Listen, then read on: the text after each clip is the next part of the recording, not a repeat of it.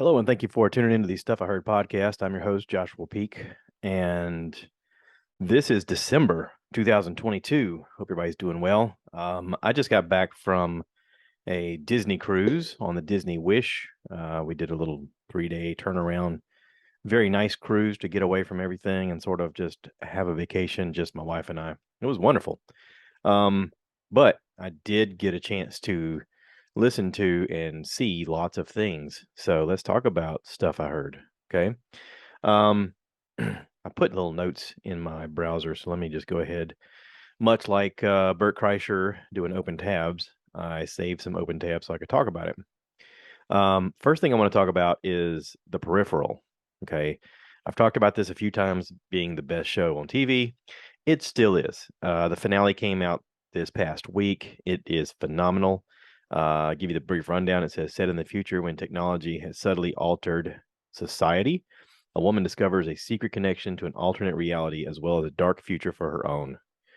This is an amazing show. The writing is smart and fun and energetic and futuristic, and there's multiverse things involved. There's um, AI involved. There's video games involved. There's military, Marine Corps involved. There's all kinds of things. It's done so well. The chemistry in this show as well. The actors are incredible. The special effects are cool. Everything about it is cool. You've got people that are not necessarily bad guys, but are bad guys in a way. And there is a good fight, man versus man, man versus self. I mean, there's a lot of this going on in it, and it is incredible. I highly recommend checking it out. The main character, Chloe Grace Moretz, I hope I'm pronouncing that right, and Jack Rayner. Um, Fantastic cast, fantastic writing, fantastic show. Just incredible. This is the best show I've ever seen. I put it as number one. Okay. It's the best thing on TV right now, in my opinion. This is my opinion. Okay. Um, so anyway, that's on Amazon Prime. Check that out.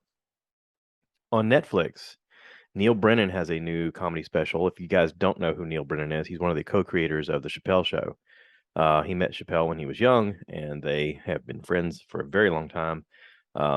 He is a wonderful stand-up comedian, writer, director, producer, actor, you name it. He's done it all. Brilliant, brilliant guy. But sometimes brilliance makes you a little crazy. I mean, let's just be honest. That kind of goes hand in hand sometimes. He has a comedy special on Netflix right now called Blocks, and he explains how the blocks behind him represent things in his own mind. And it's very artistic. It's done very well. I mean, there's no part of this that I don't think he thought about and practiced and has done many times. And the way it comes across is though he's figuring out as he's doing it, which you're supposed to do in this special because he's wanting you to go along this journey with him. All right, so Google lists this as Neil Brennan explains the emotional and cultural issues that make him feel like something is wrong with him. From complicated relationships to the abuse of all kinds, Brennan gives the audience an honest and hilarious insight into his life. This is fantastic. This came out November 8th. It says when it's first on Netflix. It's brilliant. I loved it. There was a lot of comedy in it, a lot of humor, a lot of real life stresses and strains that we are all up against right now because there is so much in the world that demands our attention and needs our attention. And he's focusing on these things and trying to make jokes of the situation, but also realizing that we're all struggling with something along the way. We're all dealing with a lot, and none of that is lost on him or the audience in this. And it is really fantastic. So I highly recommend checking out Neil Brennan. If he's ever in your area, go check him out. You'll be pleasantly surprised at what a brilliant comedian he is. I've seen his Three Mic special years ago. I thought it was awesome. It was unlike anything I'd ever seen before, and this is just another glimpse into his brilliant mind. I really enjoyed it. If you want to relax a little bit and go off the deep end another way, There's a show on Netflix that's animated called Inside Job. This is season 2, just came out. Christian Slater is probably the only voice you're going to recognize right off the bat, but Ron Funches is on there too. Um, there's several actors that you're going to recognize when they start talking. Um, Brett Gelman, uh, Alex Hirsch, uh, John DiMaggio, Adam Scott, Bobby Lee, Clark Duke. Um, I don't know Lizzie Kaplan, but she is the main character. Anyway, um, this show is sort of poking fun at itself in the fact that there's supposed to be an inside.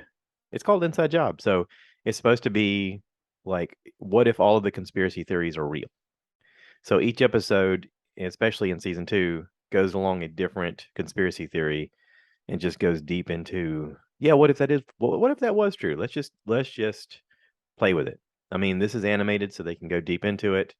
They can show you all the crazy stuff. They can be um, off the wall, dark, um, very graphic at times, but they can show you what if all of these things are true, and what would these characters do. I think the show's brilliant. I think that I hope they're going to do a lot of these because it's so good. Um, I showed it to a friend of mine, and he said he thought it was done by the same people who did Futurama. So I don't know if that's true or not, but yeah, it's kind of a fun way to unplug from the stresses of reality. So, with that being said, let's talk about some stresses of reality. Um, this past week in the news, there's several things going on that are shocking. First being that in San Francisco, they have just passed a law saying that robots can be used by police to use deadly force only in extreme circumstances, quote unquote. What? Robots in San Francisco can use deadly force. What? Um, okay, so for those who don't know, or if, whatever, this is my opinion. San Francisco, to me, has some of the most liberal laws in the country. They are very lenient with a lot of things and very open to let people have crazy lives that are unregulated and unchecked, and they want to take care of the homeless. They want to take care of the insane. My wife and I went on vacation there once, and I was amazed at how clean and how dirty the city was at the same time. Like, you can tell they spent a lot of time cleaning up trash, and yet there were probably 30 or 40,000 homeless people living on the streets there. That a lot of them were naked. A lot of them were fighting invisible things that weren't there, because they're either just just insane or on drugs, one of the two. And so navigating the city was interesting because I felt like it was a city that you could navigate pretty easily with public transportation because the bus system was fantastic. Um, but at the same time, I felt nervous walking on the streets because at any time, one of these crazy people can just come at you and you have to defend yourself. And with San Francisco being as it is, I don't know that they would think I was in the right for defending myself. And now they're greenlighting robots to use deadly force. Now, let's just look at San Francisco as a whole. What sort of bad guy would warrant you to have deadly force being used by a robot? Or just hear me out. What if they use these robots to get rid of the homeless people because it's a blight on their system, and they just go, "Oh no, we had something go wrong with the robots. Those 40,000 people are now dead. Oh, that we shouldn't use robots anymore. That was wrong." Does anyone else see the problem in this? I mean, holy crap. This apparently was voted on by 11 people and got, you know, 8 out of 3, 8 against 3 was the vote for it in San Francisco. So stay tuned for RoboCop and and and things to go extremely wrong, like I don't know, Terminator. Someone is going to get control of this stuff and make horrible things happen. Just mark my words. This is not going to end well. This is going to be very, very bad. There is also in the news, um, China right now is having a something called zero. China zero. I'm trying to bring it up. My Google probably doesn't want me to look at it.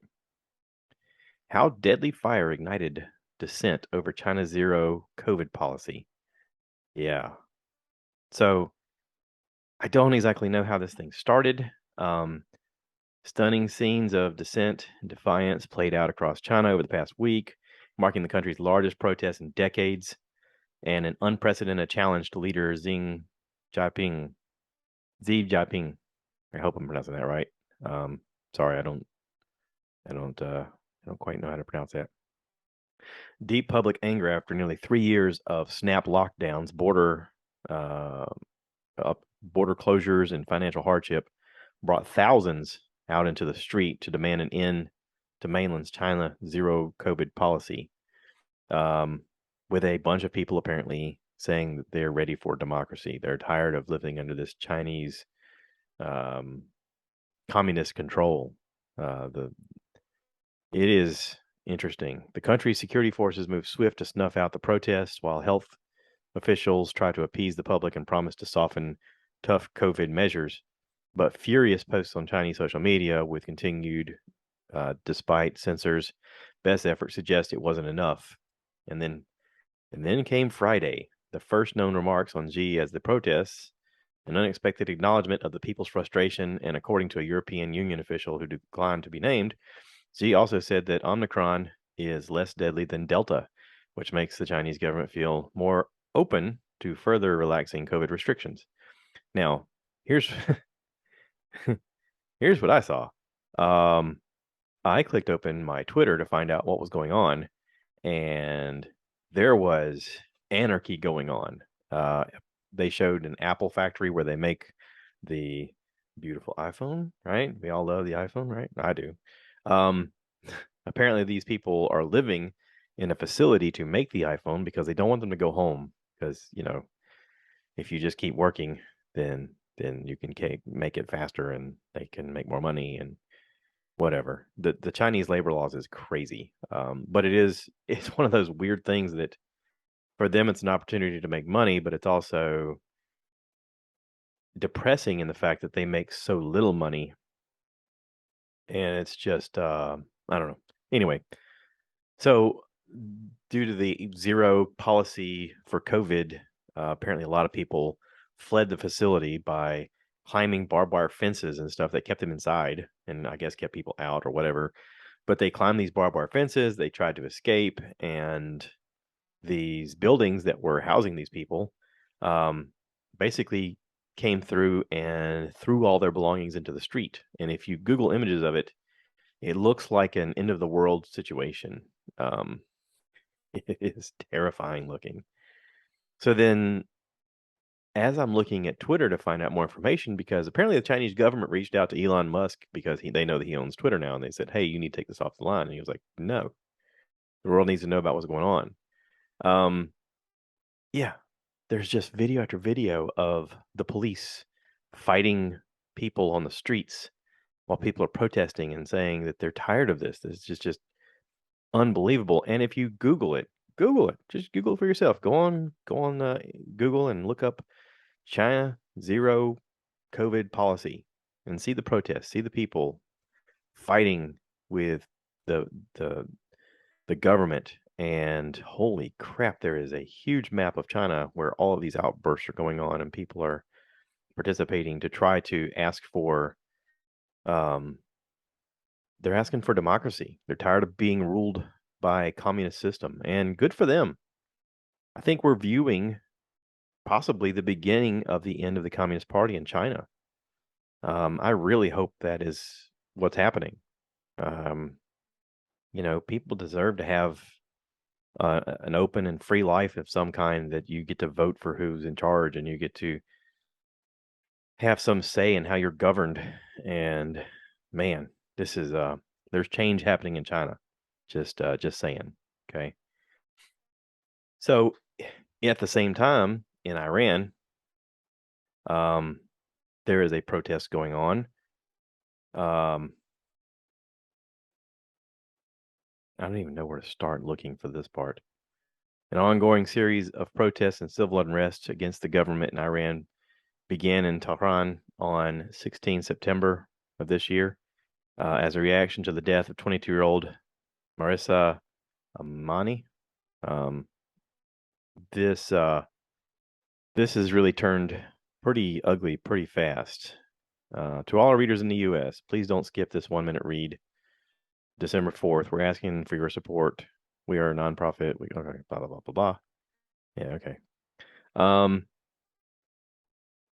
there is a huge protest going on because this woman apparently was um, arrested for not wearing her hijab and then killed in police custody because she refused to wear the covering of her face.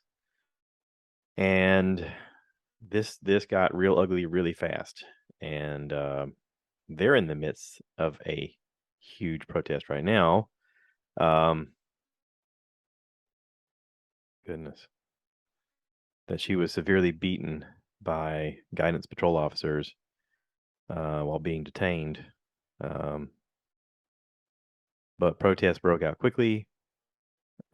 You got to check this out. The country tried to block internet access. They tried to black out people's ability to access the internet to show what was going on. And for whatever reason, Elon Musk has the ability to open up Twitter to people.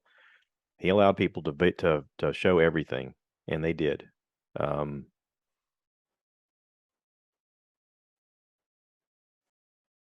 As of the 29th of November, at least 448 people, including 60 minors, have been killed as a result of the government's intervention into the protests, using tear gas and gunfire, making the protests deadliest since 2019-2020 protests that left 1,500 fatalities. Yeah, this is getting ugly really fast too. So you got all this going on, and then because this is stuff I heard, let me tell you about stuff I heard. Then I just happened to be riding down the road, and I listened to a podcast. This is done by a comedian. His name is Dan Cummings. The podcast is called Time Suck, and the episode 324 is the Mouse Utopia experiment. So let me explain to you the little subline here of what this says. Okay, and you may have heard about this if you were growing up when this happened. This was after World War II, but a strange and thought-provoking experiment or episode today. In the 40s, 50s, and 60s, animal behavior researcher John B. Calhoun ran a number of experiments on rodents regarding how their behavior would be affected by increasing urbanization if all their basic needs were met.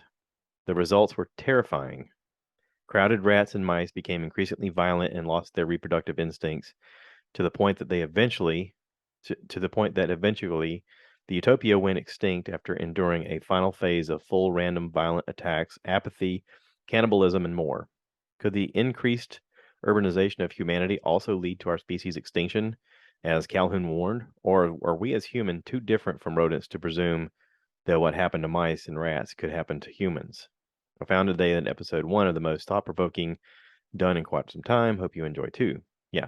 So I listened to this, and it is shocking because apparently, what was it? Richard Nixon was the president during this time, and he used this as an example to criminalize drugs and to try to control people a little bit more in ways that were probably detrimental to society in a lot of ways. And the reality is you can't compare mice to people because mice are animals, and people, while they are animals, have a different ability to rationalize and use tools and dream and create things and also problem solve in ways that are not really associated to mice. And he goes into depth about the experiment and shows how in the mouse experiment there was no availability of anything to play with, no just socialization. They were just going to socialize. Like they had nothing to interact with other than food and each other. So, I mean, while at the base of it, I guess humans are animals, we do have the ability to communicate in different ways and to dream and build and amuse ourselves with other things. But I gotta say, when you look at the news of what's going on, it's a little terrifying because you go, okay, are we headed down that path? I mean, I don't know. I kind of want to put it out to you. What do you think? All of this makes me think about there was a movie that came back in 2005 called Idiocracy. Luke Wilson was the main character, and it says here, an average in every way, Private Bowers is selected to take part in a secret military experiment to put him in hibernation for a year, along with a woman named Rita, who was played by Maya Rudolph. The slumbering duo is forgotten, and when the base they are stored in is closed down, they are left in stasis until 2505. When they later wake up, they discover the average intelligence of humans has decreased so much that Joe is now the smartest man in the world. Now, this is made this was made by Mike Judge, and it is really stupid. The budget for this film was $2.4 million, and it only grossed $495,000. I mean, it was considered a flop by all measures, but it is creepy how much of this has come full circle now, and you're seeing stuff like this happen. Like in this, I watched this movie years ago, and Terry Crews is supposed to be the president at the time, but he's like the most famous wrestler. So he's got his shirt off, and he's wearing the wrestling shorts, and he's got a like his winning belt around his chest that says president, and he does the thing where he flexes a lot, and it's so stupid. It's so stupid. Everything about it is stupid. Dax Shepard is in it. There's a ton of people that you're going to recognize right off the bat. But here's the thing: is we're sort of living in that reality now. I mean, we're voting for people who are, the most popular people in public, and they're not the smartest. And you got to think at some point this is going to turn really bad to where, I mean, there was people saying, "Oh, Arnold Schwarzenegger could be president." I mean, not to discredit Arnold Schwarzenegger's ability to be intelligent, but for a long time he was seen as a bodybuilder and the action star and that sort of thing. And does that necessarily make him the best to run the country? I mean, I don't know. I don't know. I don't know his it that's just it. It's not a are you the best person for the job situation. It's a popularity contest. And we've seen it time and time again where in our democracy, which is very flawed, um, we vote for a two-party system because that's how the system is set up. And in that two-party system, we don't have a lot of choices. It's hey, would you like this person who talks out of their butt, or would you like this person who doesn't know anything? That's your choices. Here you go. Ta-da! Bad decisions, America. You do it. What are you going to choose? What are you going to choose? You don't, the people who are smart enough to be president, you don't want because maybe they're boring to listen to, or maybe they don't have the cool image on the late night talk show where they get on there and play saxophone or ride a skateboard or talk about their feelings. It's so weird. This, this, this experience of life is so odd right now in 2022. I don't know. I don't know. I'm thankful. I am thankful. Let's talk about Thanksgiving. Thanksgiving just passed, okay? Like a week ago. Let's talk about Thanksgiving for a second. I am thankful that I have a support system of people around me that I can talk to and share ideas and can discuss like-minded theories and enjoy time together. I'm glad that I have friends and family that are supportive. I am glad that I live in an area where it's pretty, crime free, I guess you'd say. I have the availability of technology and resources around to be entertained. But man, there seems like a lot of chaos around. It just Oh boy. Oh boy. So full circle. I highly recommend The Peripheral, Neil Brennan's Blocks, Inside Job, and Time Sucks, The Mouse Utopia. And then get back to me. Tell me what you think. Yeah, you got homework. Go on Google and just figure out what's going on in the world. Talk to your friends about it. See what they think. And then maybe do a podcast with me. Let's talk about it. All right. That's it. I'm gonna wrap this up. Thank you to everybody who listens. I know this was a little darker episode today. But as TikTok says, the world is on fire and I am sad, but I want to be sparkly and happy. And so I guess my positive spin on it is go make the world what you want it to be. If you're tired of something, do something about it. Have a voice. Stand up. There. I said it. Okay. My positive part is I really like The Peripheral and Neil Brennan and Dan Cummings. So that's my sanity. Thanks for everybody listening. Thanks for everybody watching on YouTube. I do appreciate it. Last week was a little different. I sort of had an Insta 360 camera. This thing right here, if you're watching on YouTube, I can show you it. It's a tiny little thing, but it records in 360 degrees at all times.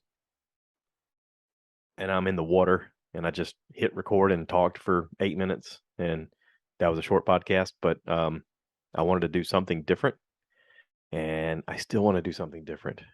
Sometimes when I get in here, I think I'm totally unqualified for any of this. Like nobody's going to care, nobody's going to listen.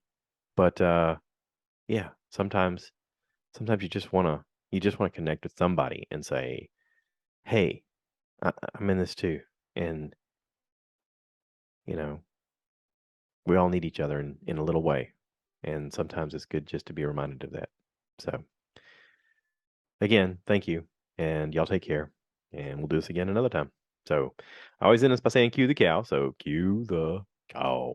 Moo, ribbit. So I want you guys to give me more likes.